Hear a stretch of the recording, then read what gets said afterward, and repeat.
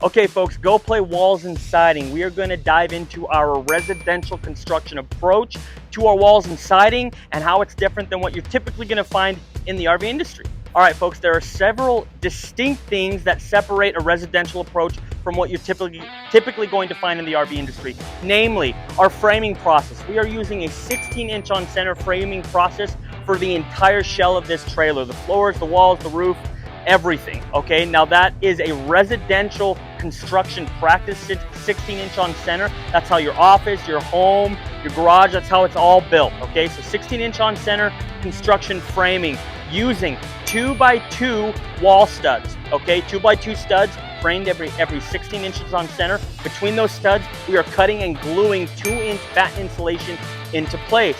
Now, above all of our doors, we're using two 2x3 header beams that are stacked on top of each other. We also use that 2x3 header beam on top of every window for added durability, for added structural support.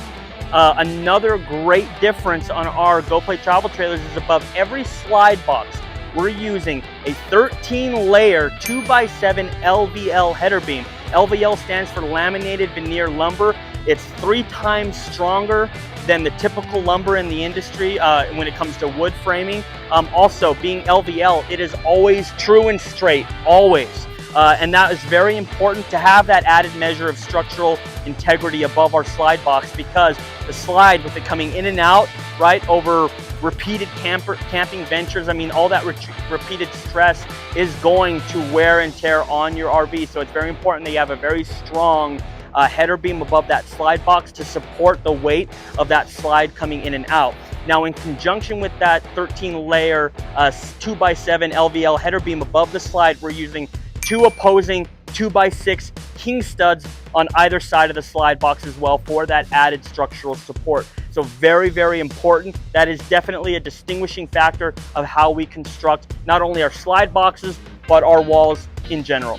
Now let's talk a little bit about how it all comes together. So once we've got all of our components, our 2x2 frame studs, our 2x3 header beams for the doors and windows, our 2x7 LVL beams for the slide box, and our 2x6 opposing king beams for the slide box, we bring it all together and we put them together using a template, a construction template, or jig, if you will. And the reason why we do that is to mitigate against any sort of error occurrence, right? Because the last thing we want is to have to shut down the line, stop production to fix an error. So we want to get it right the first time and every time after that. Once all of our pieces come together, they come together and they form a 2-inch thick wall. On the exterior side of that 2-inch thick wall, we've got our aluminum siding. Now, we are using a thicker gauge on our Go Play travel trailers than what you're typically going to find in the RV industry. Typically, you're going to come across 0.019 aluminum siding.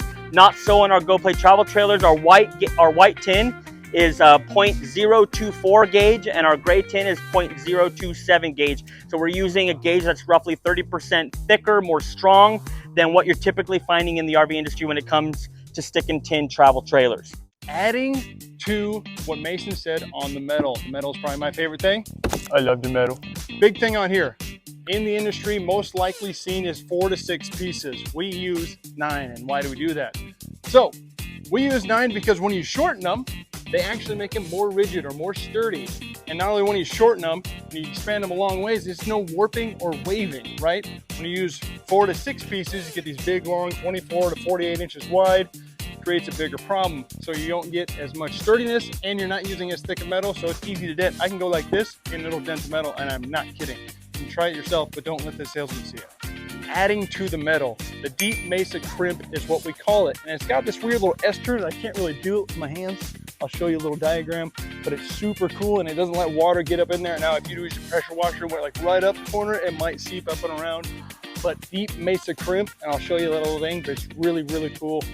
Really cool. Moving past our aluminum siding, then we get into our 2x2 16-inch on center framing. Like I said, all of our 2-inch thick batten insulation is cut and glued into place. The reason why we opted to cut and glue it into place is because we want it to remain stationary throughout the life of the RV. And now, why is that important? Well, when you're rattling down the highway, right, gravity combined with all those vibrations are in a constant effort to try and wiggle your batten insulation down towards the bottom, right? And the last thing you want is for all your insulation to end up here towards the bottom and have absolutely no insulation, no heat protection, nothing towards the top. It's not going to make for a very comfortable camping experience. Another distinguishing factor of how we construct our walls and siding is actually our nose cap. All right, you'll notice that our nose cap is not in aluminum, right, like our sides are. It's a fiberglass finish nose cap, so really, really nice aesthetics, nice smooth fiberglass finish. But the great functional piece of our nose cap is actually what's behind that fiberglass.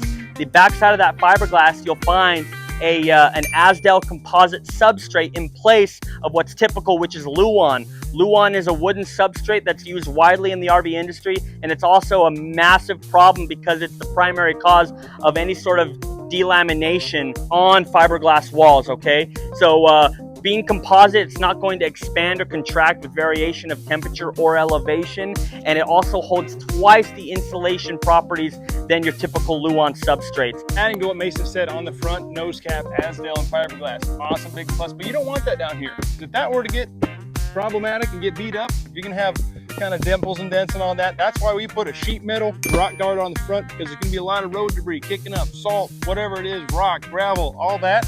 So we put this here to protect you from the worst that the road can offer. And then one last added security measure that we put on our Go Play travel trailers is actually butyl tape. And butyl tape is widely used in the industry. We use it as well. It's what you'll find it here. It's kind of this flexible material that holds your seals in place right here around the edges. It's flexible. What's great about it is that it will adhere to the surface and it's not going to crust over time or become like brittle, or it's not going to crack with exposure, with high exposure to UV, high exposure to water and the elements. And it's very important that you know, that the backing material that you have, that's sealing like joining points on your RV, is a flexible material that's going to remain flexible over time and not crack on you and not become brittle. Adding to what Mason said on the butyl tape is a huge deal. Why? Because a lot of people use like silicone or some sort of caulking material, right? But butyl tape is not affected by temperature changes or hot, cold, expansion and contraction of the seasons, right? So huge deal on that. That's why we use butyl tape, but we did not spare any. Double on the corners, plus caulking and silicone, and then double on the entrances of the doors, because that's a lot of moving and swaying with weight and all that, so it changes a little bit. So big plus in butyl tape.